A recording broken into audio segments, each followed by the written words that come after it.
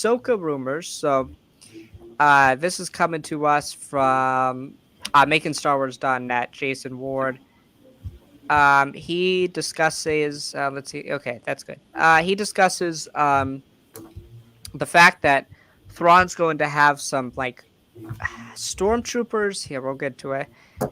Uh, these stormtroopers with reforged like armor. Um, and they will use like a gold or silver to mend the broken pieces um of the stormtrooper helmets. Yeah, as you can see here, he says Star Wars Ahsoka will riff on this aesthetic. Most of the stormtroopers uh have been destroyed, their armor obliterated, much like Kylo's helmet. However, instead of the red veins through the rebuilt armor like we see with Kylo's helmet in The Rise of Skywalker, these troopers will have been described as golden cracks or yellow veins running through their exterior. And A couple weeks back, or a week or so back, um, they've discussed making Star Wars. He's very good at the stuff he does. I'm not going to doubt that this stuff is accurate because this stuff is like too specific to be like made up, kind of. Yeah. And he's right on the money with most of the stuff. He talks about like that these are like Night Sisters from a new place. They call it. He's calling it. He's describing it as the new beyond almost, and he's saying perhaps their magic is golden instead of the green, like the Dathomirians in our galaxy. The Night Sisters of Dathomir had in the known galaxy, what we know so far.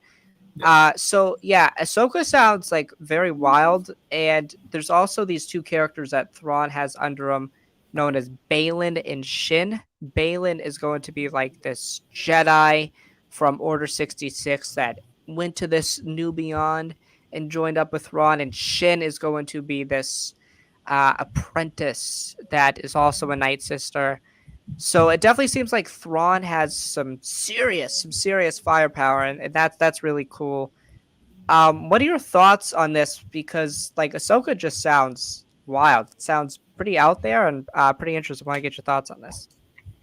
Well, the stormtroopers sound like new toys, but like I'm excited to see the design. But that sounds like new toys. Give them the crack stuff. That sounds really cool though. To be honest, I'm excited to see that. And with the Jedi part, you said it was a Jedi that went to the Great Beyond, correct? Yeah, he went to this area. It's being described as like the new beyond. It's an unexplored territory.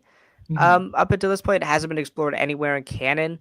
And Jason describes that the Force users out here are different and they're more magical, kind of like the Night Sisters are. And he's alluded to the fact that these Night Sisters are that like the actual Night Sisters. So the Night Sisters that we saw on Dathomir are outcast, and they're not the actual like Dathomirians. So that's pretty dope to me. That's pretty cool to me.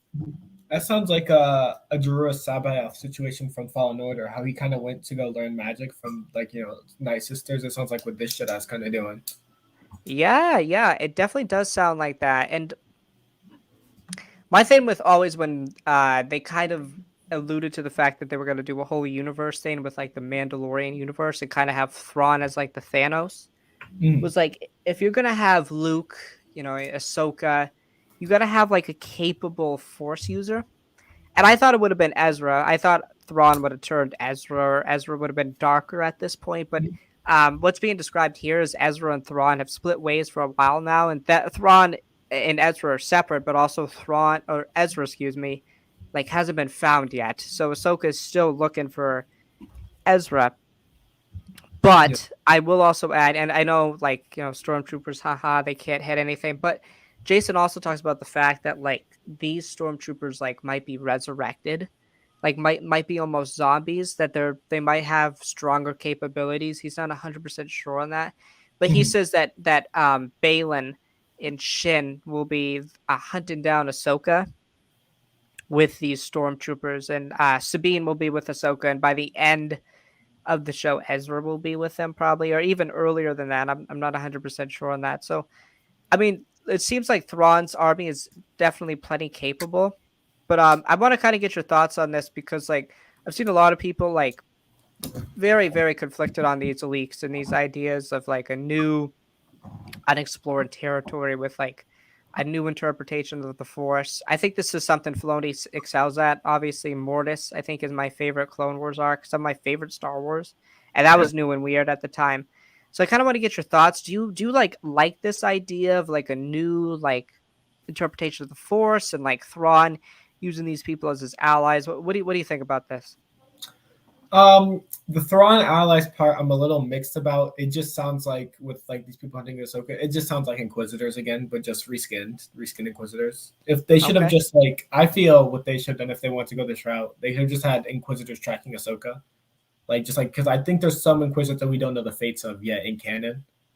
So that would have been cool. Like see maybe like Ahsoka, like the Ahsoka trying to look for Thrawn, but the Inquisitors also looking for Ahsoka. Ahsoka leads the Inquisitors to Thrawn, and they team up. That would have been interesting. But it seems like they're doing just something like that, but with these new Force users, which I don't mind. I'll have to see it, but it just does sound like a reskinned Inquisitor.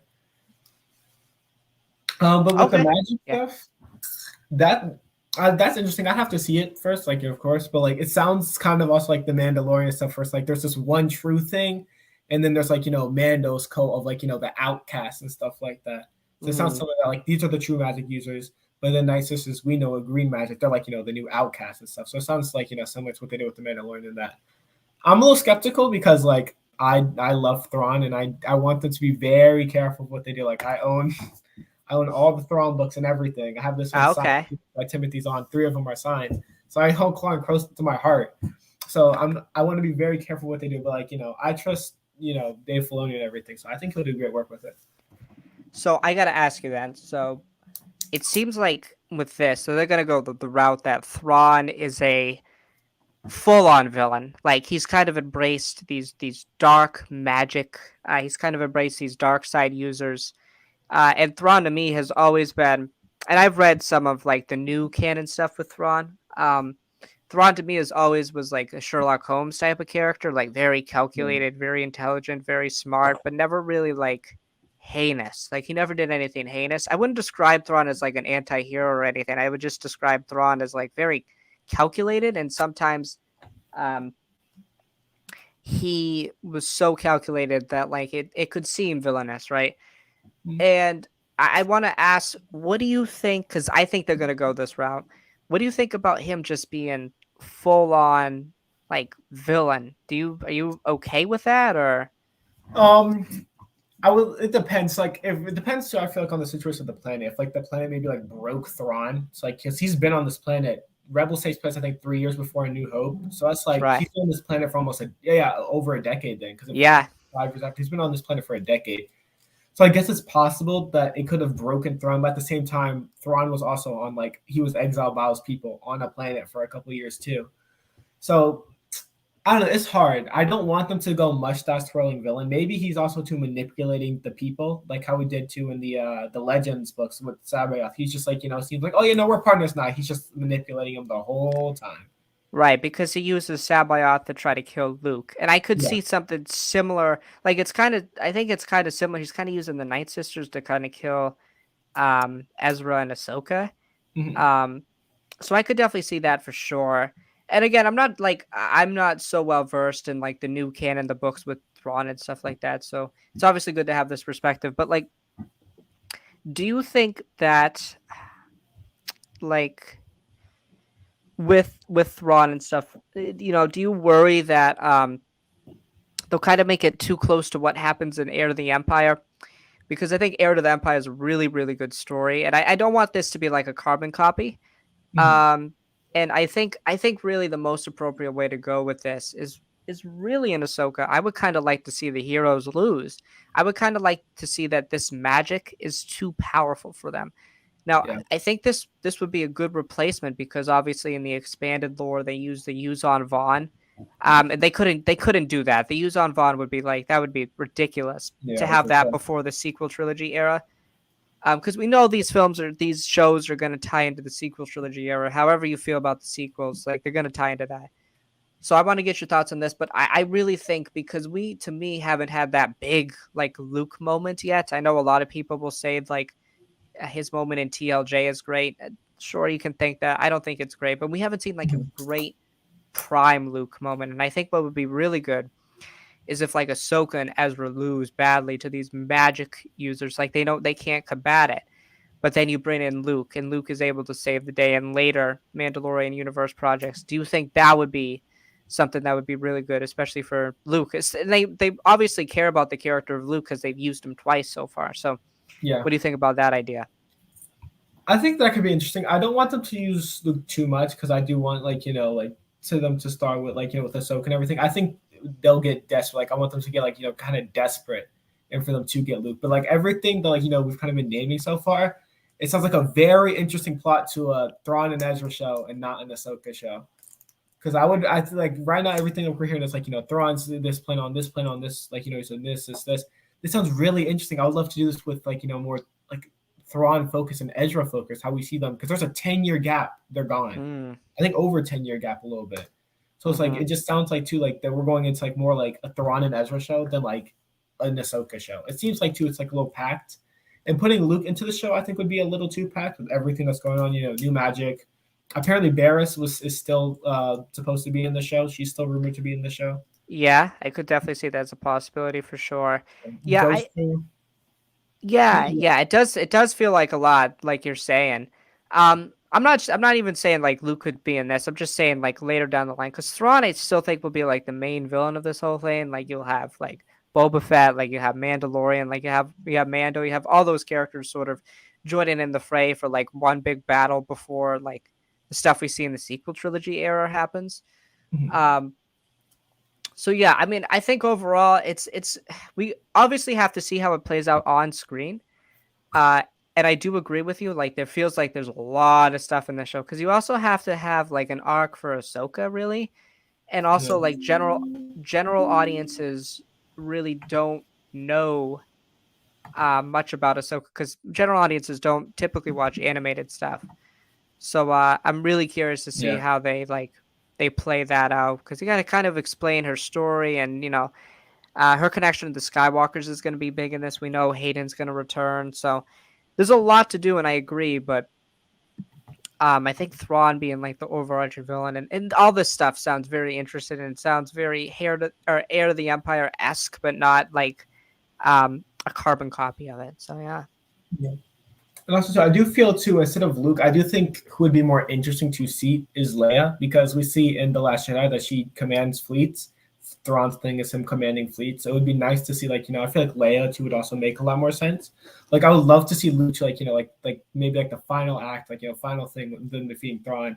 They have to get to his ship and everything, or they have to, like, get to wherever he is. And, he has the Nogri, I think, the Nogri is what they're called. Like, he has those because those are also rumored for this show to have those back.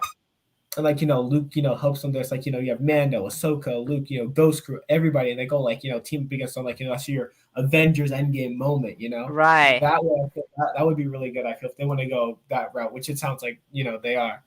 But no, I feel like too Leia would be interesting to see because, like, we know she's, a fleet commander too, as well as Thrawn. So seeing her lead the charge, like, her and her brother working together, we never really saw that, like, their brother sister relationship. So seeing that, them working together to defeat Thrawn, I think would be really special.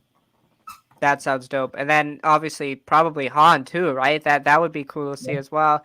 So That's the a fun big fact gone by this time. A dead dad. Yeah, that is true for sure. I don't know, but it's definitely gonna be crazy. It's gonna be weird to see how this whole like time period plays out. It's been so far in the new canon, and I think eventually when it's all said and done, I think it might be like my favorite time period in Star Wars if it keeps going at this trajectory, excluding the Book of Boba Fett. Sorry, did not like that show. But yeah, I totally agree with that. And you got anything else you want to say? Want to add?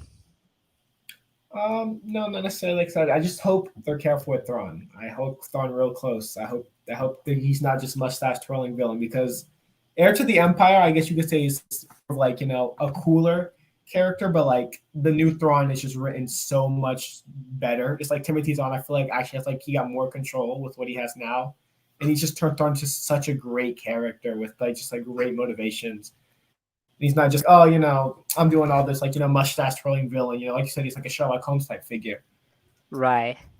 Now, I got to ask, do you feel when you watch Filoni working with Thrawn and Rebels and with Zahn's writing. Do you feel a difference in the character? Because I I know felt a the lot of difference people when say they do. I felt the difference when he bombed Lethal. That's when I felt real difference. I was like, that's not in character for him at all. When he bombed Lethal, Okay, that was right. not in character for Thrawn. Other than that, Because though, he was pretty decent. He lost too yeah, much, way too much.